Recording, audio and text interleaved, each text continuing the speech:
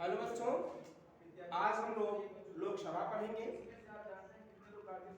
लोकसभा को निम्न सदन भी कहा जाता है। भारत में लोकसभा की 552 सीटें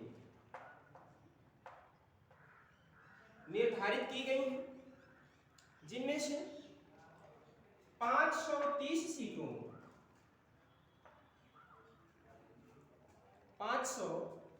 सीटों का चुनाव भारत के राज्यों के संसदीय क्षेत्रों से किए जाते हैं तथा 20 सीटों का चुनाव भारत के केंद्र शासित प्रदेशों से किए जाते हैं। शेष 2 सीट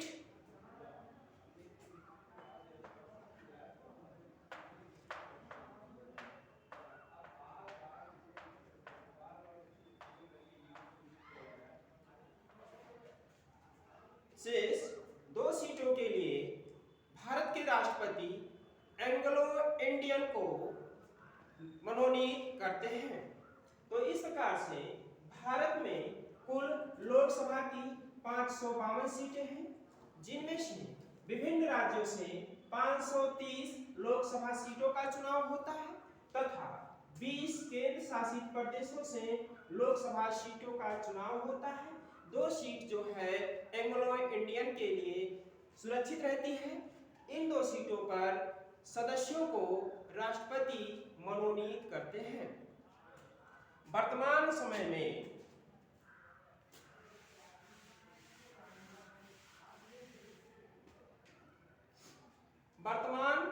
में भारत में लोकसभा की 545 सीटें हैं। तो इस प्रकार से लोकसभा के सभी सदस्य 545 सीटों पर निर्वाचित किए जाते हैं। लोकसभा के सदस्यों को जो है 545 सीटों पर निर्वाचित किए जाने के लिए कुछ योग्यताएं सुनिश्चित की गई हैं। तो इस प्रकार से हम लोग पढ़ेंगे लोकसभा के सदस्यों की योग्यताएं। लोकसभा के सदस्यों की योग्यताएं।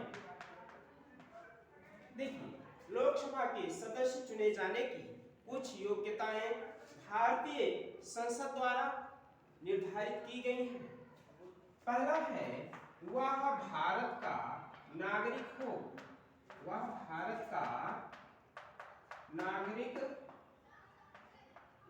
हो। दूसरा, वह किसी भी निर्वाचन क्षेत्र से मतदाता हो। किसी भी निर्वाचन क्षेत्र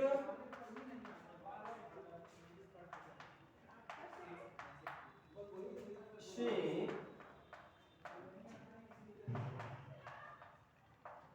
मतदाता हो।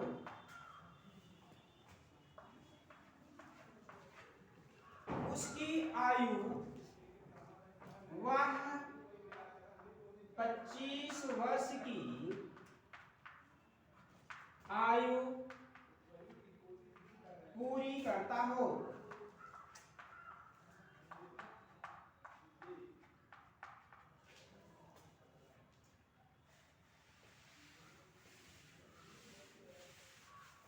इसके पश्चात वह पागल दिवालिया ना हो।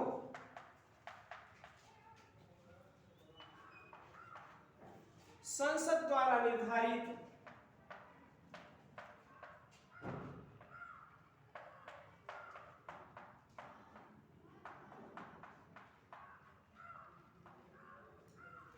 सभी योग्यताओं को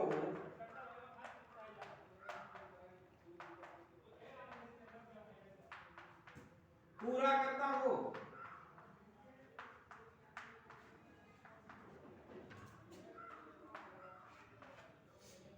वह किसी सरकारी लाभ के पद पर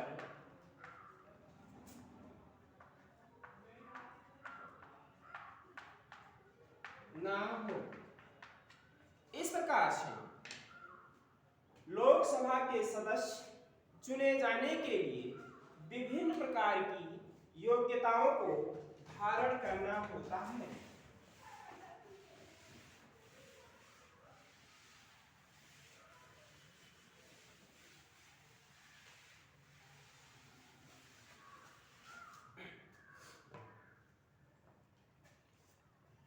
अब हम अगले टॉपिक देखेंगे, निर्वाचन।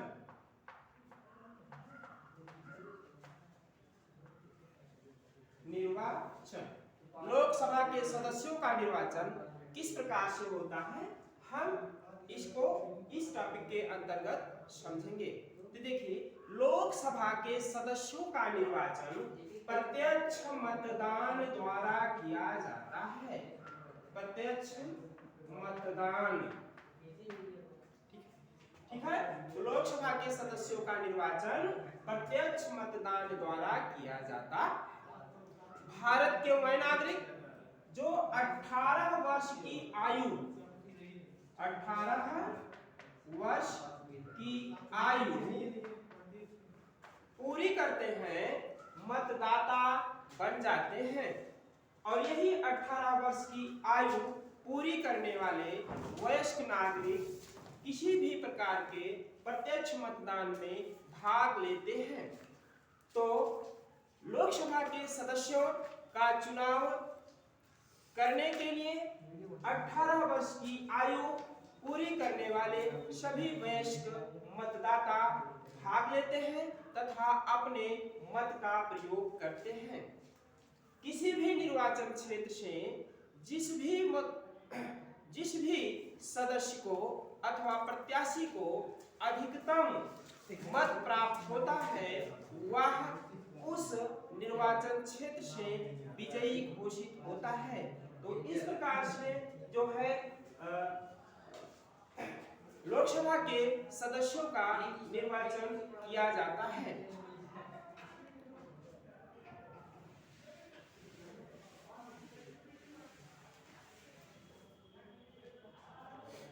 लोकसभा के पदाधिकारी, लोकसभा के पदाधिकारी,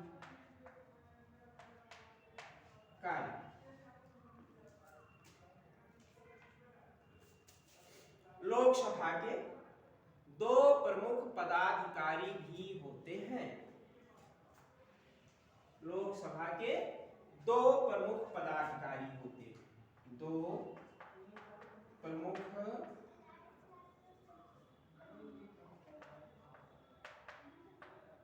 पदाधिकारी होते हैं, जिनमें से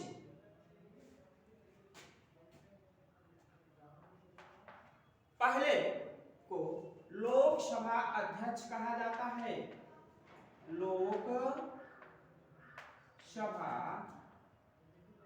अध्यक्ष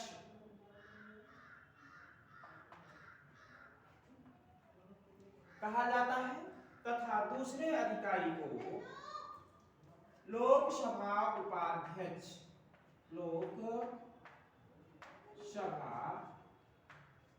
उपाध्यक्ष कहा जाता है। लोकसभा में जिस भी पार्टी को बहुमत प्राप्त होता है, उसके सबसे बड़े नेता, वरिष्ठ नेता अथवा दूरदर्शी नेता को लोकसभा का अध्यक्ष नियुक्त किया जाता है। फिर से सुनेंगे, लोकसभा में बहुमत प्राप्त दल के सबसे वरिष्ठ नेता को लोकसभा का अध्यक्ष नियुक्त किया जाता है। वर्तमान में ओम बिड़ला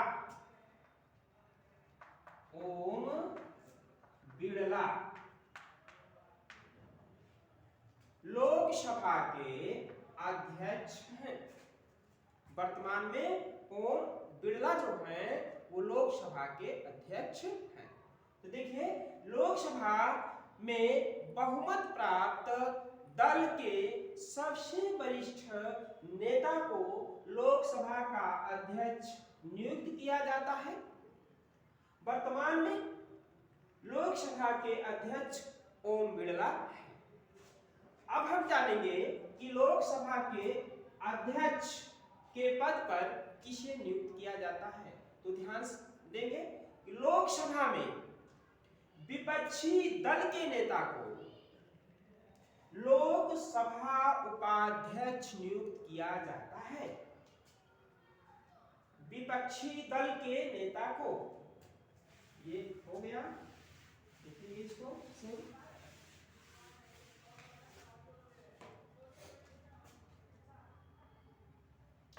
लोक सभा उपाध्यक्ष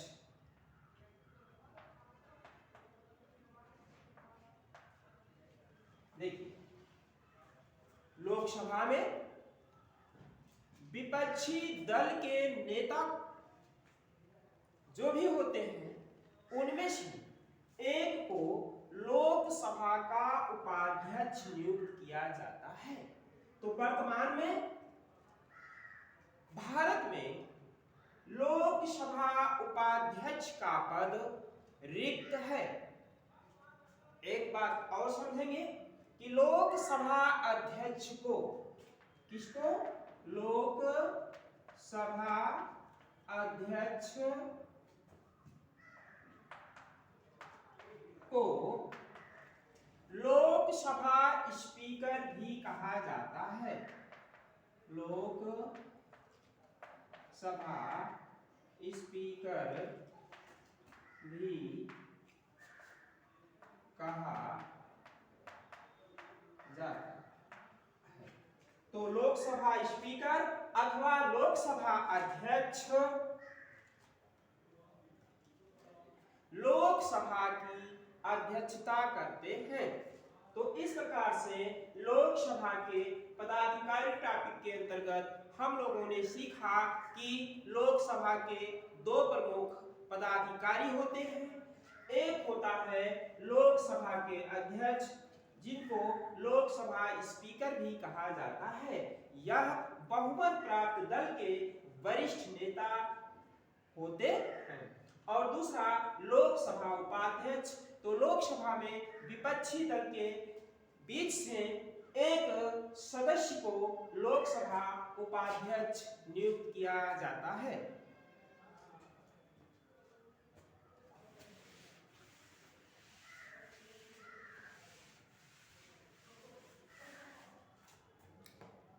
चलिए आगे देखते हैं। लोकसभा के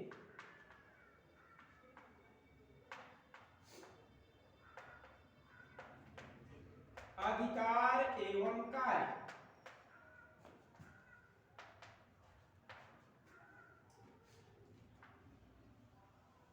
लोकसभा के कुछ अधिकार एवं कार्य भी होते हैं जो राज्यसभा के समान ही होते हैं। लोकसभा विभिन्न प्रकार के अधिकार रखती है, जैसे संविधान संशोधन,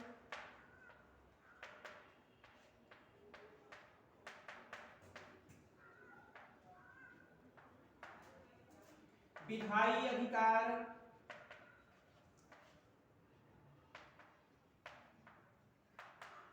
कार्यपालिका संबंधी अधिकार,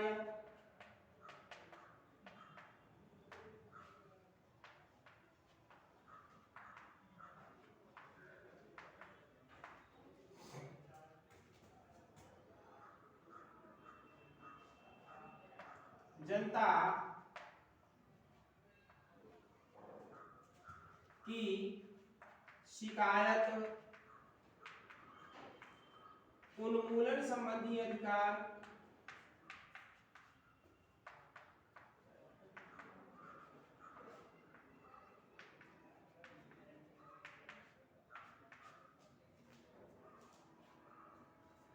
वित्त संबंधी अधिकार,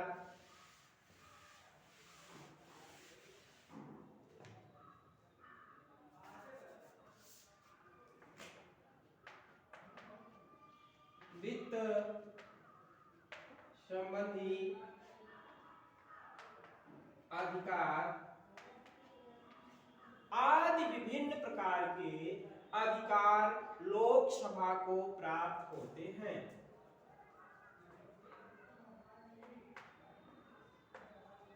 आदि विभिन्न प्रकार के अधिकार जो है लोकसभा को प्राप्त होते हैं। तो इस प्रकार से लोकसभा विभिन्न प्रकार के अधिकार प्राप्त करती है तथा वह अपने अधिकारों का प्रयोग करते हुए अपने कार्य करती है।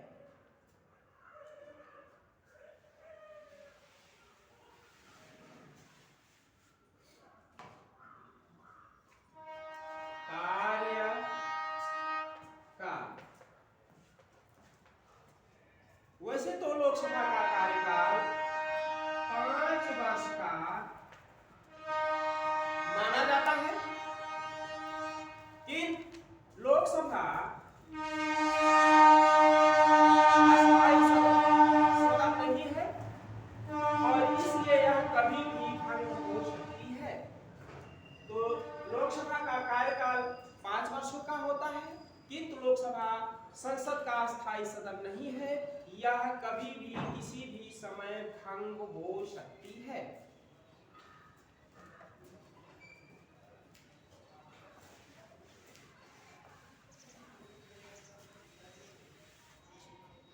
आगे पढ़ेंगे हम लोग राजनैतिक कार्यपालिका। राजनैतिक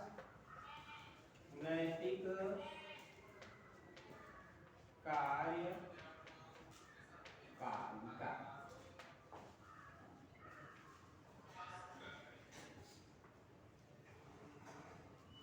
देखेंगे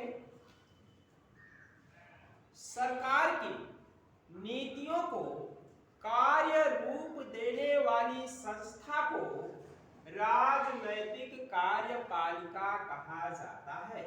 ध्यान से सुनेंगे, सरकार की नीतियों को कार्य रूप देने वाली संस्था को राजनैतिक कार्यपालिका कहा जाता है।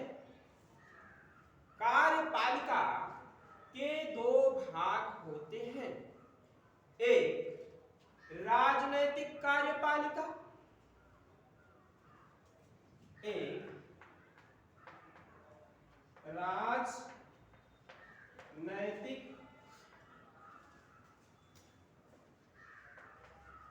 कार्यपालिका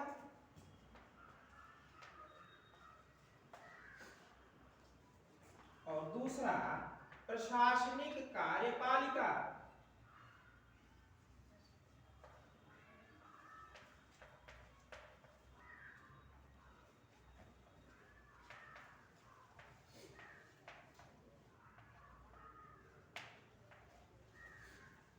तो राजनैतिक कार्यपालिका में कार्यपालिका के 2 भाग होते हैं, पहला है राजनैतिक कार्यपालिका और दूसरा है प्रशासनिक कार्यपालिका।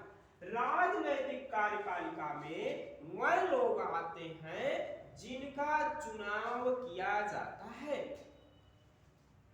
और राजनैतिक कार्यपालिका में चुने गए लोग कुछ ही समय तक अपनी सहभागिता निभाते हैं, क्योंकि उनके लिए केवल 5 वर्ष का समय ही दिया जाता है। तो राजनैतिक कार्यपालिका के जो भी लोग हैं वह चुनाव द्वारा नियुक्त किए जाते हैं। प्रशासनिक कार्यपालिका में कार्य करने वाले लोगों की नियुक्ति होती है, अर्थात भारत में पढ़े लिखे हुए लोग जो सरकारी नौकरियों में जाते हैं तथा प्रशासनिक सेवाएं करते हैं वह प्रशासनिक कार्यपालिका के लोग कहलाते हैं। राजनैतिक कार्यपालिका के द्वारा सरकार का गठन किया जाता है और व्यवस्थाओं तथा कानूनों का निर्माण किया जाता है। प्रशासनिक कार्यपालिका उन व्यवस्थाओं तथा कानूनों का पालन करवाने की पूरी जिम्मेदारी रखता है। तो प्रशासनिक कार्यपालिका में कार्य करने वाले लोगों को नौकरशाह कहा जाता है। नौकरशाह। तो इस प्रकार से भारत में जो राजनैतिक कार्यपालिका है वह दो भागों में विभक्त है। एक राजनैतिक कार्यपालिका, दूसरा प्रशासनिक कार्यपालिका।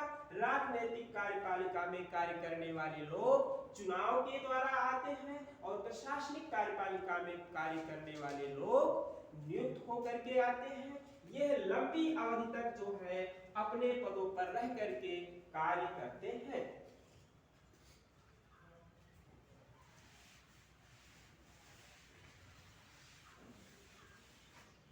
आगे है प्रधानमंत्री और मंत्रिपरिषद। प्रधानमंत्री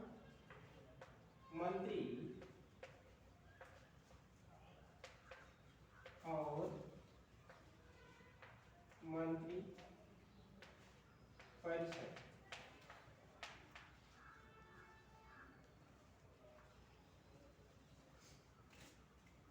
प्रधानमंत्री और मंत्रिपरिषद